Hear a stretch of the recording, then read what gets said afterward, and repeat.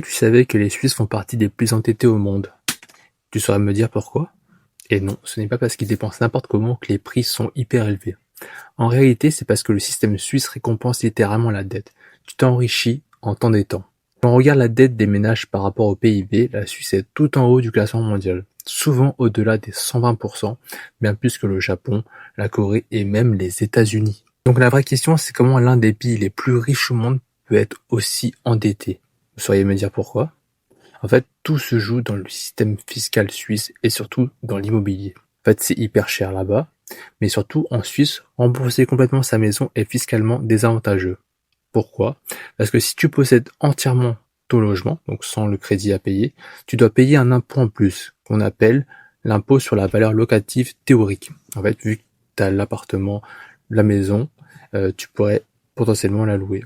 En gros, l'État te taxe sur le loyer que tu payerais si tu étais locataire, même si tu es propriétaire. Bon, je sais pas si ça fait énormément de sens, mais c'est le cas.